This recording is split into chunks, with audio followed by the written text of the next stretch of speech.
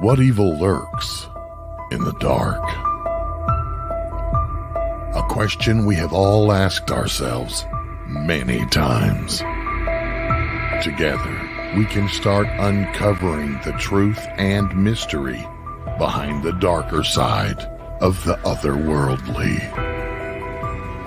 And now your host of See You in the Dark, Michelle Roos.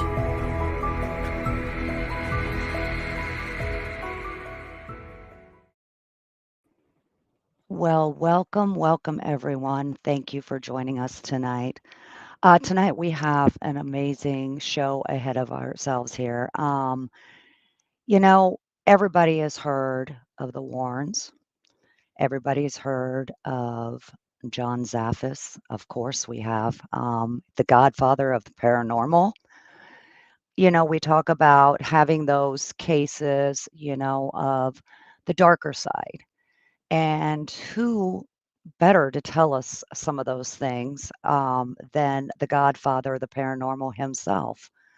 I mean, John Zaffis working with Ed and Lorraine Warren on some major cases, also working with prominent exorcists, monks, Catholic priests, Buddhists, rabbis, ministers. I mean, he's so well rounded, and it's kind of one of those. I have been lucky enough to talk to him on other occasions and ask questions when it comes to the exorcist part, the demonology part, but also how to deal with that darker side. He's been a great confidant when going through some of the things that I spoke in some of the past shows that we've done of how I've pretty much got my butt kicked, not being prepared, and, of also when losing people, when you're dealing with this, how to kind of get over it. I could keep talking and praising him, but what I would like to do is bring him in and let him tell you his stories and a little bit about himself. If you guys could all give a warm welcome to the legend, Mr. John Zaffis.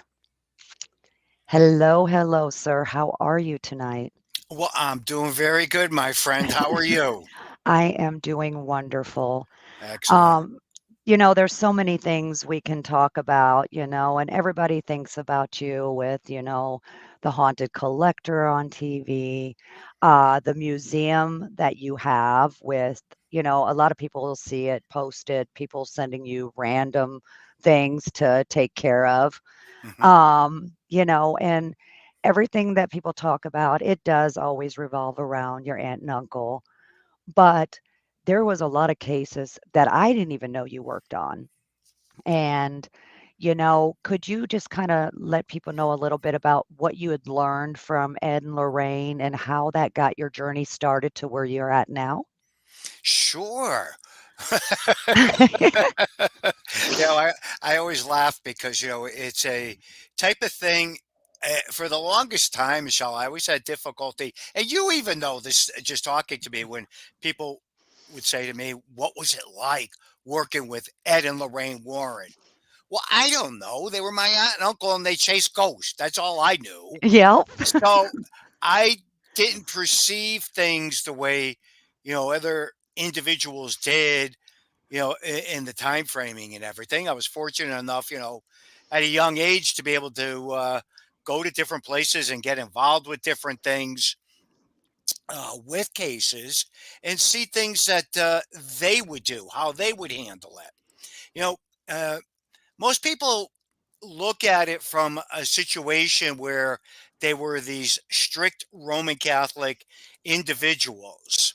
Now, the thing people have to remember, they always went by their Catholicism when it came into their protection, the different parts of, applying different things to situations, but they worked with rabbis, ministers, shaman, Wiccan, witches. There isn't anybody from any different type of practice or faith that I did not actually meet at one point or a time, through my aunt and uncle when they'd be working on different types of cases.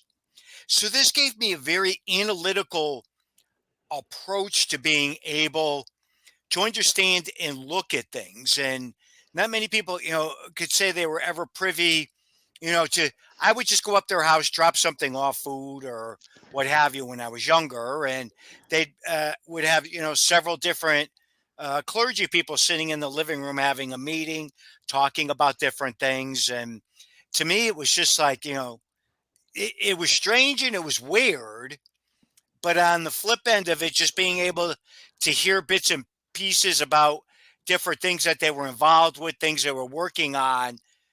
And here we are down the road, many years later, where several of those different conversations I walked in on, Michelle, ended up turning into, movies that were in the theaters and stuff. So again, it's weird and it's difficult a lot of times for me to look at things from that perspective. It wasn't until Ed really went down, when Ed went down, is when I looked at it a lot differently in the perspective of, because when anytime anything was wrong or something wasn't right, I would just pick up the phone and call and talk to him. And, again, learning it and understanding it, I knew at that point in time when he went down 23 years ago that I did have to start to stand on my own 2 feet and really get involved. Little did I realize, as time was going to progress and move on, that a lot of clergy members and spiritual people that my uncle was friends with would start reaching out to me, and I would end up helping them and being involved with different things that they were doing. Never did I ever see that coming or moving forward, within the darker cases that we talk about or we get involved with. As especially with me, I always keep everything as lighthearted as I possibly can. But there are a lot of those darker cases that you get involved with, and they do affect you, and they can wreak havoc on your life. Oh, I definitely know that. And, like I said, I have been lucky that when something like that's happened, I've talked to you and you're like, buck up, pull those, britches up and let's keep going because that's something that when you're working those darker cases, that's what it wants to do, break you down, so it can get to you. Um, my biggest question that I've always wanted to ask you, and I've never gotten to ask you, is, what was it like to actually work with Bishop Robert McKenna? Oh, okay. Bishop, I used to call him Bish. Um, yeah, I mean that's he was like everybody's friend. And he was one of the most intriguing and interesting people, because I would work with him, I would help him on cases or exorcisms and things that he'd be doing in the chapel with other people. And we got to be very good friends. And a lot of times I would just stop and him and I would just be in his back little office there just talking and going over a lot of the different things. And he had an interesting perspective to a lot of things, and he would always keep things on an even keel when it came into a lot of things. Because I would often say to him too, I go, but you have to, basically go from, the traditional ways, of our religion from the Christianity and Catholicism and everything. Mhm. And he says, yes, when we are practicing and we are doing things within our faith, John, yes, he said, but he said, I would never close the doors to being able to help other people.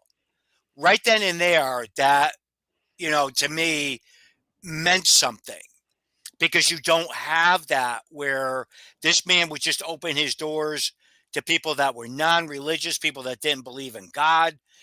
So many different things. He would still reach out and try to help them and do things to, you know, uh, do what he can as far as being able to get them to see that, the darker end of this exists and it happens.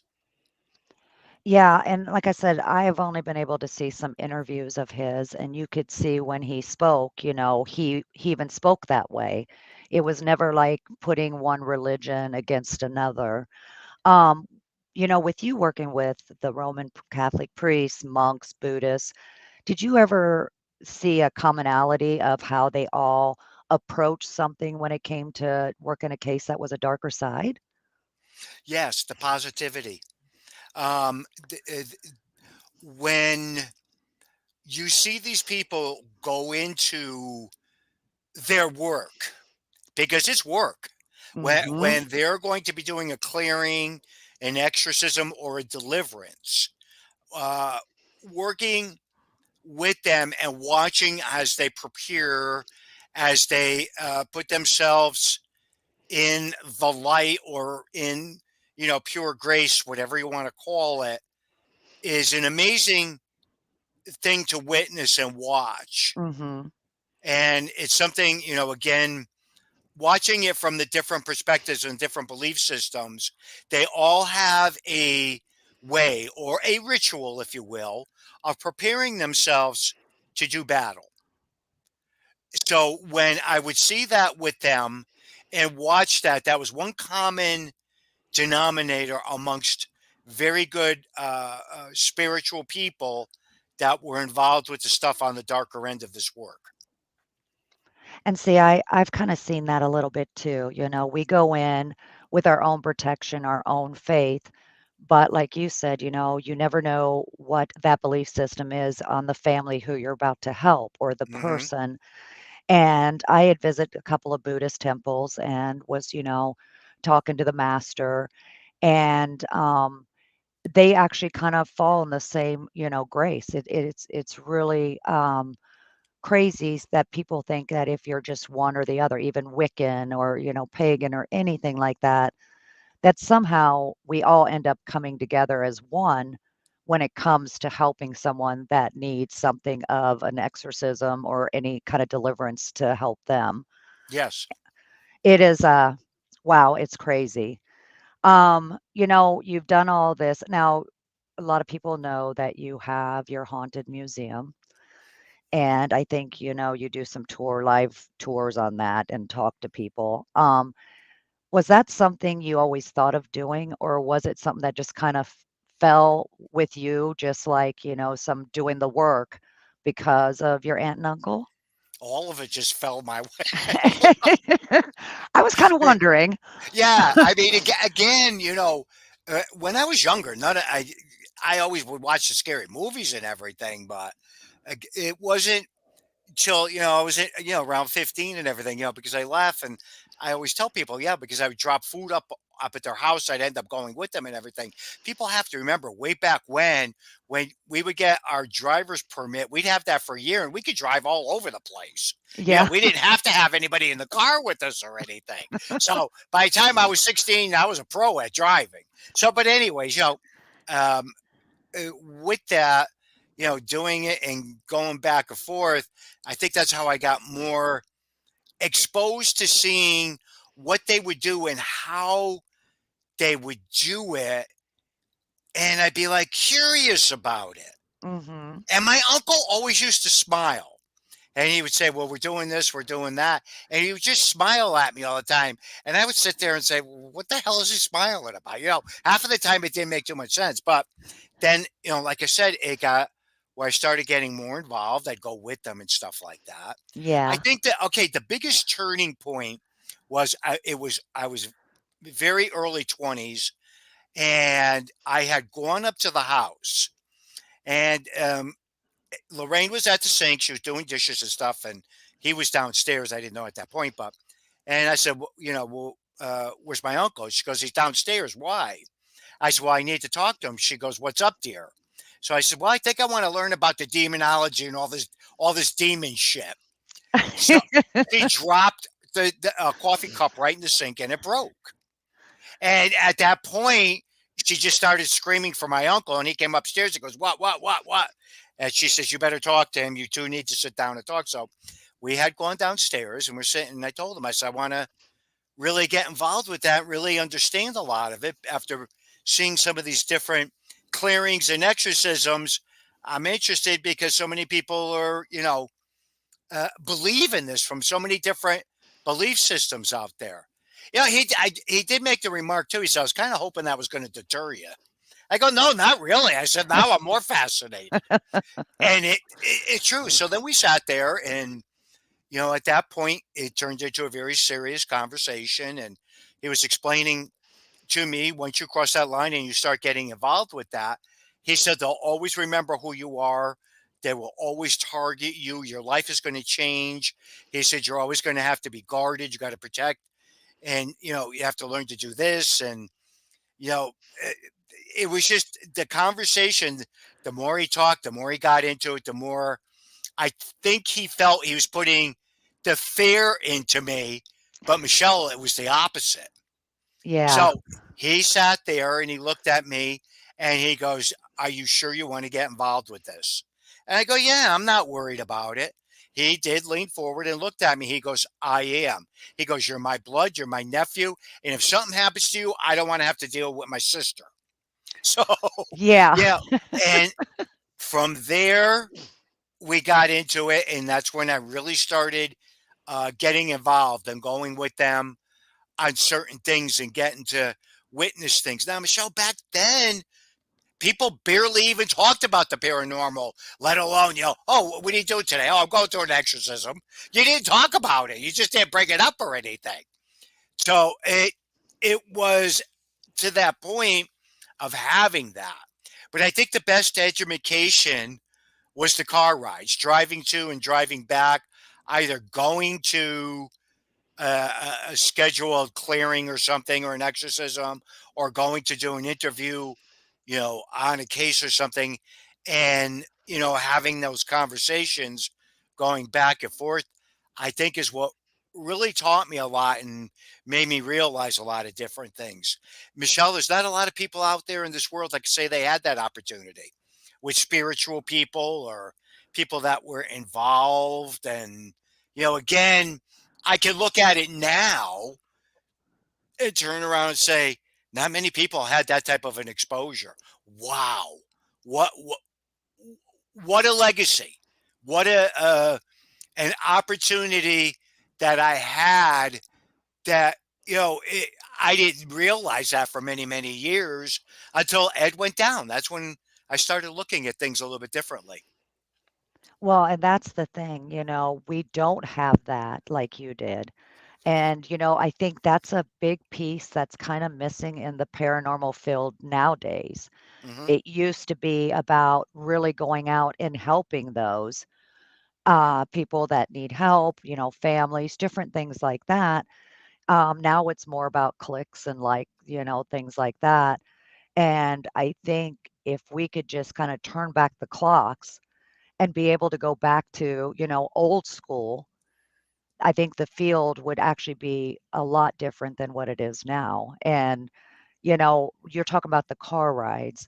Like when I go and I have, been in the car with, some of the priests and things, the things they talk about to get prepped for it, you got anxiety and all that because you're like, you don't know what you're walking into. But those are the best lessons is those car rides. And that's one thing I even do when we're doing it as a team. We always talk about it and we talk after just to make sure that everybody's okay and they can decompress from what they've seen. Hmm. We really Yeah. need that a lot more. Um, and, you know, of course, you have been in the field for many, many years, and some of the things that a lot of people can learn from you. I think you need to write a how to book. I think everybody would love that. But I wanted to ask, and I've always wanted to ask, and I've seen you on a lot of the shows, podcasts and stuff, and everything it's about Ed and Lorraine, of course. But I want to know about John Zaffis and working a dark case, what it was like for you, what were some of the thoughts that went through your head? I asked you about a couple cases, and the first one was the witch case. Can Hmm. you kind of tell us a little bit about that? Very, yes. We actually uh, got involved with this one case, and the young lady had called up, and she was just saying that, there were a few issues in her home that were transpiring. And it was a beautiful old Victorian. The property butted up against an old insane asylum and cemetery. I mean, you want to talk about, the perfect storm. So, Yeah. you have all these ingredients. The person that had built the original Victorian home was very much involved with a mill that was right down the street, and a lot of the old mill buildings were still there. So she had three little girls, and her mom and dad had lived with her. They had lived down south. Her husband had ended up passing away, and they were originally from the Connecticut area, so they decided to move back up here and have bought this old Victorian and moved in. And they started having a lot of paranormal activity taking place. Well, it was escalating. Things were just getting out of control. So we had gone up, we had done the interview, and I was very fortunate. This one time I had gone up because Debbie and Larry, whom I work with, uh, uh, Larry Elward is a non denominational priest. Debbie's very gifted, very psychic. So the three of us were there. And, anyways, she had said, I'd be very comfortable if everybody, if Father would bless everybody after we got done with the interview, bless everybody. So Father went around, he did everybody. Then he went over to do her mom, and he was blessing her and everything. And Michelle, we were completely off guard. No one was prepared for what was to happen next. Well, she went totally under. She was ripping her jewelry off. She had a tremendous amount of strength behind her and everything. And she had all these gutturally sounds that were coming from her. And, it was just transpiring and going through. And it was just totally amazing. She got up at one point in time, and she was telling us that we had no business being there. We didn't know what we were doing. We didn't know what we just did. And we were totally, standing there, not quite making heads or tails of it. So, and the biggest reason I talk about it is because you never know what you're going to be walking into and what to expect. That was the farthest thing.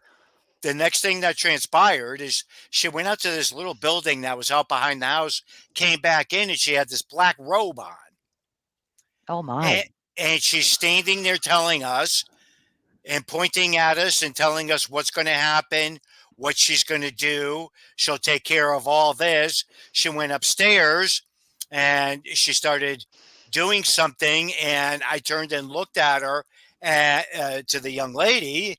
And I just said to her, I said, what in the world is your mother involved with? She goes, well, she's a witch. And I go, that was a very important thing, and you should have let me known about it. I because to see her, she looked like a little old granny. Not, I wasn't expecting anything like that. There was no telltale signs. Nobody brought it up. But anyhow, things escalated, and it really got out of control. We had spontaneous fires that broke out. Um, the fire department came. She ended up locking herself upstairs. They got the fire out and everything. They had to call an ambulance and remove her because when she was getting into it so crazy. And they took her off and ended up putting her in an institution for several days to actually evaluate her. Oh my gosh. A very intense case. Yeah. And, it was a situation on trying to piece the puzzle together Yeah. on what transpired, how it happened, and why it happened. Yeah. Because often people, when we're talking and going back and forth, they don't realize you and I know it and understand it, but these things are generational. So Yes. when I say things are generational, people's spirituality, as far as them being psychic or gifted, could be handed down generations. Yes. People that practice things, whether it's different types of occult, voodoo, or anything, can that be passed down generational also? Yes. Yes, I'm So, going to hold that thought, John. We're about to take a break. Keep everybody stay here. John will continue with this story and has another one coming up for. Hey, UFO conference enthusiasts. We've got another great event for you in 2024. The Saucers and Aliens Kansas UFO Day in Dimension G is being held in the UFO capital of Kansas, Geneseo, on July 6th. This is a fun festival in the middle of nowhere. There will be a parade, decorated yards, costumes, vendors, speakers, and a showing of the movie The Day the Earth Stood Still. Appropriately, an 8-foot-tall statue of Gort and a statue of Klaatu will be dedicated. This will be the only museum in the U.S. with these custom-made statues. If you'd like to donate to the statue project or attend the event, visit GeneseoMuseum.com. That's GENESEO Museum.com. Be sure to bring your camera when you attend the event. That's GeneseoMuseum.com. While most near-death experiencers return to this plane of existence with alluring tales of their time spent in the presence of the divine, what happens when one crosses the veil into the afterlife, into the void? In the new book, Dying to Meet Them, Mindy Toutfest describes her journey to the afterlife after a devastating aneurysm, how a strange turn of events would lead her to spiritual growth, divine healing, UFO experiences, and a greater understanding of the universe. Get your copy of Dying to Meet Them today at Amazon.com or visit unxmedia.com for more information on this book and more amazing selections from UnX Media Publishing at unxmedia.com. This is Margie Kay, and I'd like to say thank you to all of our KUNX show hosts, staff, listeners, and viewers for making us number one on Paranormal Talk Radio. The UnX Network presents a health and wellness spiritually based brand of hemp-derived CBD products made by Hopewell Farm in Harrogate, Tennessee. We apply our Cathara energy work with all of our plants and products. Our products made in small batches with only 2 ingredients of pure hemp, full-spectrum crude oil, and coconut-derived MCT oil. Third-party lab tested for potency and legal THC levels with 6 strengths of 1 ounce oil to choose from. Know what you're buying and get what you pay for from Hopewell Farm. Applied directly to a specific area, Hopewell Farm topical salve in 1 ounce and ½ ounce sizes made with pure hemp crude oil, comfrey extract, and all natural ingredients. Find the Hopewell Farm link and coupon code on the UnX Network website at unxnetwork.com. That's unxnetwork.com.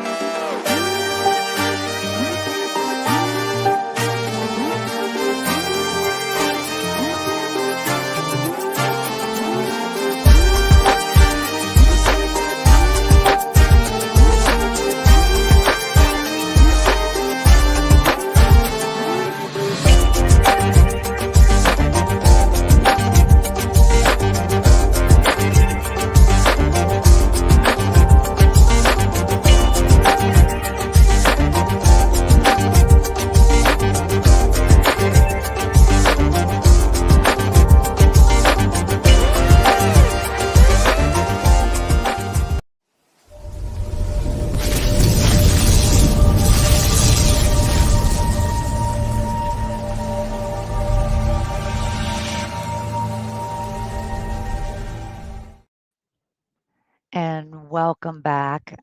We have been talking with the one and only Mr. John Zaffis. Just before break, he was talking about the witch case, and we kind of had to cut him off. I do apologize, but we were talking about generational, things handed down. Um, did you guys have to go back to this case after she was released, or how did that end up going? We ended up having to work with them. Again, doing everything we were possibly able to. There were several little children that were involved with all this. And come to find out, grandma did not want the children having to go through all this and to have to deal with all of that. So we were doing everything we could to clear the house, to do what we can, but it was a difficult situation because it's generational. Thus, it's going to, pass on and, go through the generations. But we were able to get things to quiet down. They would kick up every once in a while. Then several months had gone by, and I went, gee, I hadn't talked to her in quite a while, and something had gone back and forth, and she had reached out to me and she says, John, I really need to speak to you. And I was like, oh, okay. So I got on the phone and I'm talking to her, and she says, my family and I would like you and your team to do something. And I go, oh, well, what's wrong? She goes, we left the house. I said, you left the house? She goes, yes. She goes, we were sitting down to eat breakfast one morning, and one of the kids got totally attacked and scratched, and all kinds of things happened. She said, I just totally had it at that point, grabbed everything and anything we possibly could, loaded up the van, and we fled the house, John. Okay, I'm like, all right. She's, would you please go in and check the house to see, if you could find that there's a source besides what is happening generational. So we did. We went in. Michelle, I was totally taken back by walking in. We walked in to the kitchen. The breakfast dishes and everything and all the food was still sitting there, and they were gone for several months. Oh my gosh. All the furniture, everything was in place. They just literally, when she said literally packed up and fled, they did. So we went in, we investigated and everything. We found that there was definitely still some activity that was occurring and happening on the property. My conclusion with a lot of that was the simple fact that bordering a cemetery, bordering a insane asylum that was no longer there, was gone. I think this contributed to some of the activity that was transpiring. And the person that owned the old Victorian was a very eccentric person. So I think there was a combination of a tremendous amount between the personal things, generational, that attributed a lot to it, and then the property, the cemetery, and the other piece of property adjoining it was all attributing to the fact of what was happening on this piece of property. Now, we were there investigating one night, and we were going through it. I was sitting in the living room with two or three of people that I, was working with at that time. Debbie was walking around Elward to see what she could pick up on and everything, and she wasn't feeling good. She was getting nauseous, and she went out on the porch. She literally got thrown 20 feet off the porch. Oh my goodness. Nothing was there. Her husband was there, and he came back in. He goes, please help me with Debbie, help me. When we went running out, and she was out in the middle of the yard, and we're like, what happened? She goes, I got thrown. So the intensity of the case was pretty substantial, and you want to talk about a perfect storm, and that was it. It was there with everything that occurred and everything that had happened over the course of the period of years. Every once in a while things still flare up, but they got a better handling on it because got a little bit better of an understanding of some of the stuff that's going on. Yeah, because that's one of those that you might be able to just kind of cleanse the home just a little bit just to get a couple of months of peace.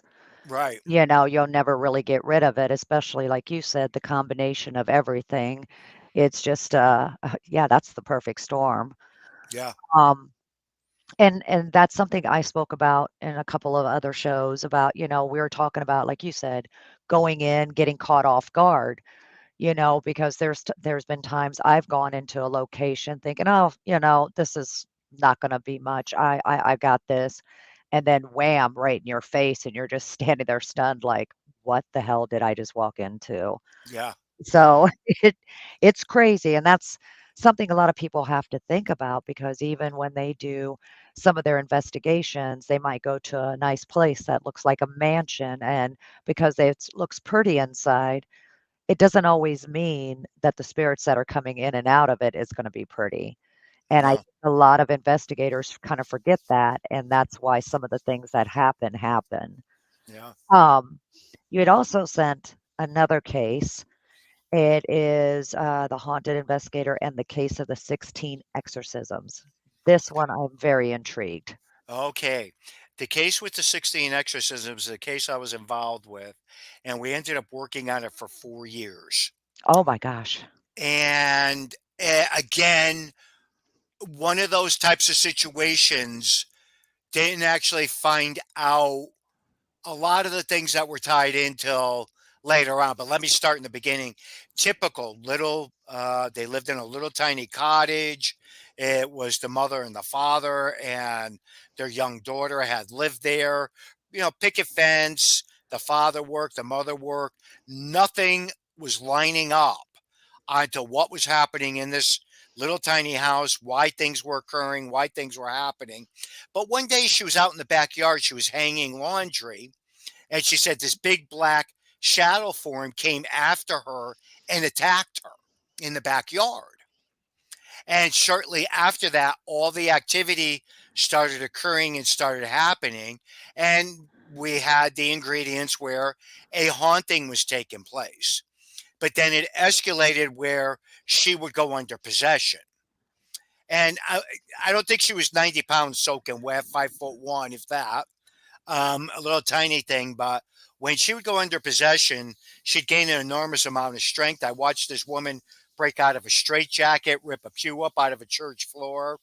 I mean, totally something that would just take you by surprise. But we went in this with this particular case, several different avenues were tried to be able to free her from what was happening. And finally, what ended up happening, and again, this ties in perfectly with you asking me about Bishop McKenna. He was the one that was able to break it and free her. The very last exorcism that was done, it was myself, her daughter, and her. He had brought an assistant with him, and they let the whole exorcism go through, and just it was just so brutal. And finally, he was able to get a couple of different names, and with those different names that were able to be pulled out, he was able to break what was happening. Because at the end of it, when she said she felt free, there was a calmness that just came over that was totally different than the other time.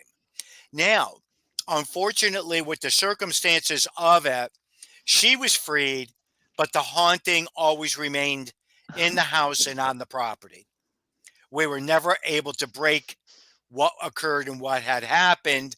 We think it had to do with the land and people that had lived on it had done something, because there was a crazy rumor about a couple of bodies being buried on the property. That's how far back it went. And they did everything that they could to be able to get through it and to be able to survive, all of it. She had lived the last several years of her life free of being possessed, but she was still always tormented. Unfortunately, she developed cancer and she ended up passing away, but she was still free. And, I was very fortunate to be able to see her the day before she had passed away. I had been notified by her daughter to go up to the hospital to go say goodbye to her. She wanted to see me. So, and, again, that was a little bit there to be able to help her. Shortly after that, her daughter ended up passing away. And then after that, her husband ended up passing away. Then shortly after that, the house was demolished. So it was one of those most unique cases. And what was even more unique was I was driving back. This was a case that was in northern Connecticut. I was driving back and I said, gee, I wonder whatever ended up, happening, who lived in the house. It was a little tiny cottage. And I was driving by. I decided to go down the street and go by it. And it was torn down. And there was a gentleman there with a bulldozer and told me he had purchased the property. And, he just wanted to declare it and let it be sold for development because it was a pretty big piece of property. And I just stood there and I looked around and looked at the piece of property and I walked towards the back because there was an old stone fireplace that he left intact. It was behind the house. And I just stood there for a little bit and everything. And he had shut the bulldozer off and everything. He came over and he stood there and he was talking to me for a little bit and everything. And we went back and forth and I was holding this little tiny 2-inch statue or whatever it was that was sitting there on the fireplace. And he looked right at me and he goes, John, would you like to have that? He startled me. Excuse me. He startled me because I didn't know he realized who I was. So he told me he remembered me. Excuse me. And anyways, we got talking a little bit. And, at that point in time, he told me the best thing that could ever happen with that house was for it to be torn down. So he did that. Anyways, I took that little 2-inch statue and had brought that back home with me. I already had quite a few of the different things that she had given me over the years that were down in the museum from that house. So, like I said, oh, excuse me. You're good. And again, an interesting twist to the whole thing. One of the most violent cases I ever worked on in my entire career, with everything and anything that could have happened into it. All is gone. The people are gone. The house is gone. Everything is gone. And it brought closure to that case. Now, did they ever do development on that land? To my knowledge, as of the last time I had seen the property or anybody's been near the property, no. Okay, because as soon as you said that, I was thinking movie Poltergeist. But yeah. I was like, whoa. That is so crazy how these things develop. People think it's just books and movies, but where do they get these books and movies? Because of something that somebody's really gone through in their life. Yeah. You also, which I think a lot of people know about, was the haunting in Connecticut. And, Yes. they've had like 5, 6 different versions of how things went and stuff like that. And I heard that it was very intense and a lot of things went through, not just on the physical side, but very emotional. How did that case, mess with you in any way, if it did? That was probably one of the most difficult type of situations to deal with. Again, there isn't any of these cases that are out there that isn't controversial. Every one of them is. Yeah. So I take it with a grain of salt and I laugh a lot of it off when I hear a lot of the different things that people say about all the cases, not just one case in particular. But I was in that house for 9.5 weeks. I was one of the last remaining researchers that was there. Now, things would intensify. They would get bad. People would be attacked. The clergy would get attacked. There was one evening I was documenting things. It was summertime. And people have to remember, this was back in the 80s. We all didn't have camcorders. They just started coming out around this time framing. And they were very, very expensive. Most of us couldn't even afford them. But again, we had cameras and tape recorders at that. Anyways, I was sitting one night just journalizing things, and it got very cold. It was August. Got up from the table, walked into the hallway, looked up the staircase, and something was forming. And it started coming down the staircase. And it goes, "Do you know what they did to us? Do you know what they did to us?" Well, everybody else was sound asleep. I was screaming for everybody, but nobody was hearing me or responding to me. The only thing I could think of was to get my keys and to get the hell out of that house. And that, finally everybody started waking up, and I got my keys, jumped in my truck, and left. And I wouldn't talk to anybody for 3 days afterwards. Again, ironically, Bishop McKenna calls. He goes, "John, you won't talk to nobody. We don't know what happened." So I explained everything to him, and I said, "Bish, I am done with this effing work. I want nothing to do with it ever again." And he goes, "Are you going to let it win?" And I go, "What do you mean by that?" He goes, "John, it's set out to terrify and scare you enough so you would not go back to be able to help people or to be able to do anything again. If you don't go back, you'd let it win." And he was right. He was absolutely right. I did go back. Was I scared? Heck yeah. But the exorcism was performed by 3 Roman Catholic priests. It was very successful.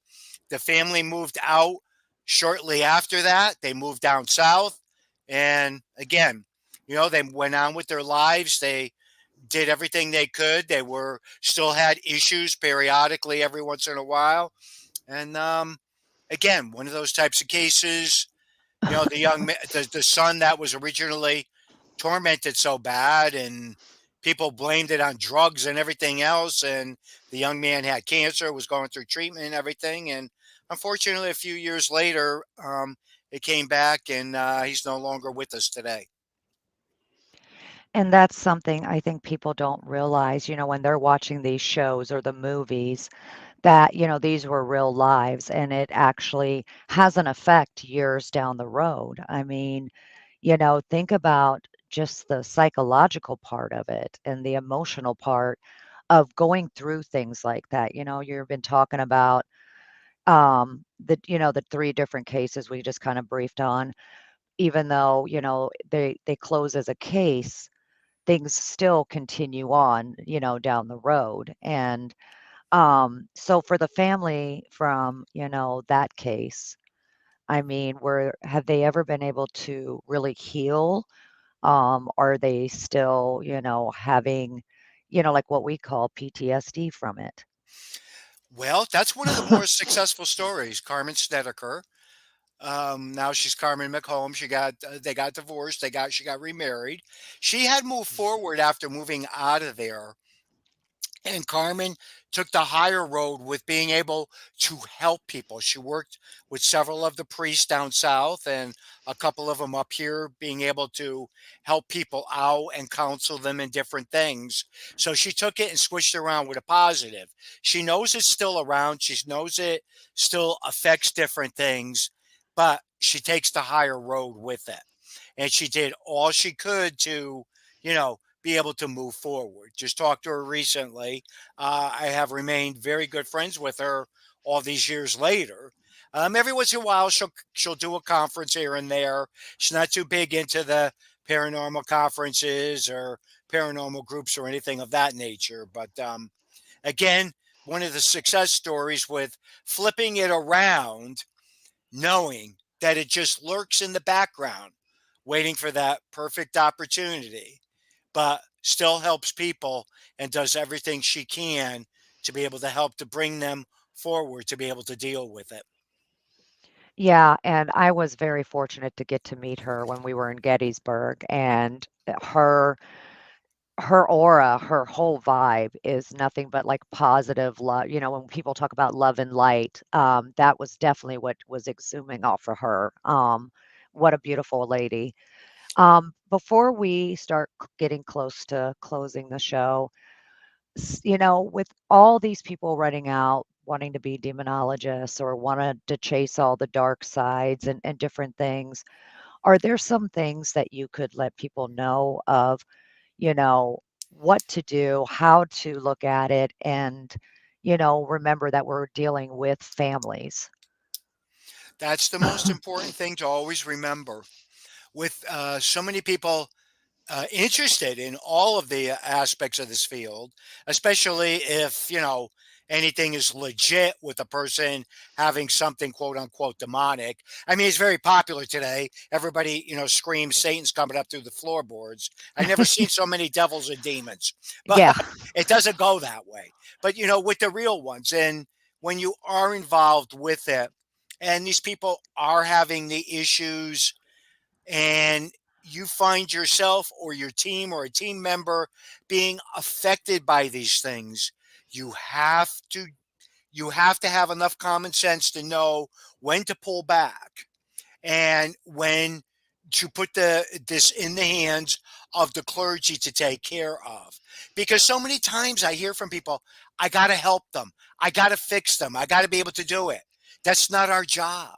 Our job is to go in, educate the individuals, give them the information on what we need to do, how you need to do it to be able to move forward. You can't coddle them, because if you coddle them, again, it's going to remain and keep things in a bad situation, just like a recovering drug addict or an alcoholic. The best thing you could do is stay away from that environment and try to move forward, knowing it's still there, waiting for that perfect opportunity, that perfect situation, your first joint, your first drink after you've been recovering and you fall right back into the trap. It's the same thing with this. Same identical thing. So I tell people, be wise enough and smart enough to realize if it's affecting your life, it's affecting your job, your friendship, your family, it's not worth it. Back out of it. You're not, you know, again, especially today, more so than ever. I mean, everybody wants a TV show, everybody wants to do all the conventions. And again, it's not like it was, even 5 or 6 years ago. It's totally different. But people have lost the perspective of being more concerned about educating the family so that they're able to move forward. That's the most important thing and the best way to look at it. And if it gets too crazy, you must take that step back and realize this is emotionally and mentally affecting me. It's time for me to take a step back. Oh, yeah. Oh, yeah. And those are very wise words. And like you said, we have to think of the people we're going to see. It's not about you, it's about them. And that's something that a lot of people have forgotten. Um, if you guys want to know more information about John Zaffis, I know he's got some Paracons you are going to be at this year, but you can also visit his website at johnzaffis.com. And, he's always available to answer questions, especially when he's at the Paracons. I've seen him. He takes his time, so you can talk to him. I want to thank you so much for being on the show tonight and let me hear a little bit more about you, which was very exciting. And I hope everybody has enjoyed this. Where is your next Paracon you're going to be at? The next one that I will be at will be Ohio State Reformatory in May. Then I have a couple of gigs that I'll be doing in New Jersey right after that. I'll be down in Gettysburg at the Gettysburg Bash, New Jersey Paracon, the Michigan Paracon. So there's several of the Paracons that I'll be at. Usually in between, I do a lot of the smaller type events, because that's usually like, 20, 30 people, and you get to Hmm. intermingle a lot more too. So, and I Absolutely. always post on on my Facebook page where I'll be and what ones I'm at. So make sure if you haven't liked his Facebook page, like it. You'll be able to see where he's going to be at. I do know that he does bring a lot of his books that he has written about the stories we've, talked about and other things. Again, I want to thank you for being with us tonight and everybody that has been listening. I know I did see a couple comments about some of the stream was a little weird for the voices, but you can also re-listen to this podcast on YouTube. And I want to thank everyone, sending you guys all lots of love. And we'll tell you, I'll see you next week, and I'll see you in the dark.